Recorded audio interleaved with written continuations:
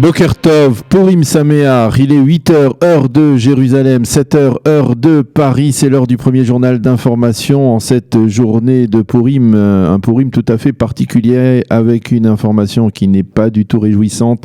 Le Premier ministre Benjamin Netanyahou l'a annoncé hier soir, tous les Israéliens qui rentrent de l'étranger en Israël devront se placer en quarantaine pendant 2 semaines. Cette mesure dramatique sans précédent a pris effet hier soir à 20h heure israélienne. Elle n'est pas rétroactive, elle est valable pour une durée de 2 semaines et concerne tous les points d'entrée du pays, en l'occurrence l'aéroport Ben Gurion, bien entendu, mais également les ports de Haïfa et d'Ashdod et le pont Allenby qui est le poste frontière avec la Jordanie.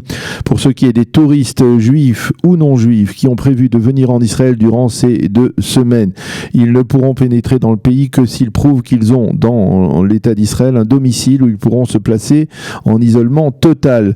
Le Premier ministre Netanyahou a expliqué hier soir que la décision était certes dure mais nécessaire pour veiller à préserver la santé des Israéliens. La santé est prioritaire sur le reste, a dit le Premier ministre, qui a souligné que cette décision avait été prise après de très complexes consultations, entre autres avec les responsables de la santé publique.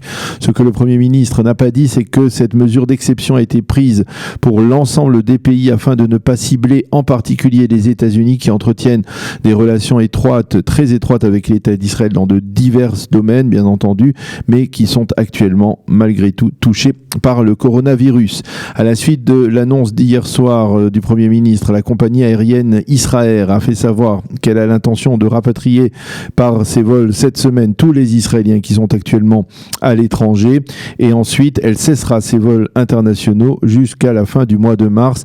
La compagnie Arkia a également annoncé qu'elle se focaliserait désormais sur ses vols intérieurs vers Eilat et qu'elle utilisera pour cela des appareils Airbus nouveaux qui disposent de systèmes de renouvellement de l'air très sophistiqués. Hier, on a appris que le nombre de malades israéliens contaminés avait atteint les 50 et qu'il avait donc doublé en 2 jours seulement. 44 malades sont dans un état relativement satisfaisant. Un seul est dans un état grave. 4 malades ont déjà guéri.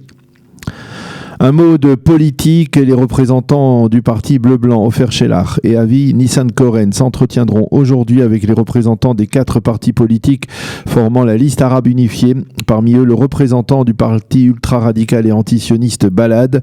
Hier, Benny Gantz s'est entretenu au téléphone avec les chefs de file de cette liste arabe, dont Ayman Oudeh.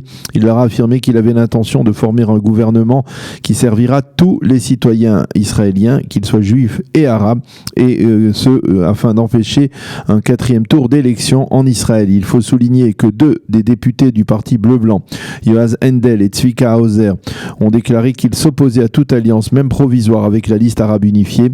Il faut rappeler que le parti Bleu-Blanc avait fait 2 promesses formelles avant les élections, celle de ne pas siéger avec Benjamin Netanyahou et celle de ne pas siéger dans un même gouvernement avec les partis arabes. Hier, Benny Gantz s'est entretenu également avec Avigdor Lieberman, qui lui a présenté les revendications à caractère très laïque de son parti. Il semble que Bleu-Blanc devrait donner satisfaction à l'ensemble de ces revendications.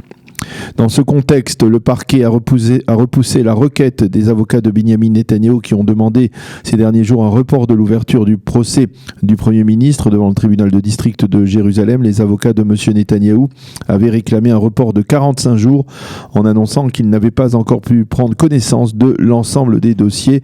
Le procès de M. Netanyahou doit débuter mardi prochain.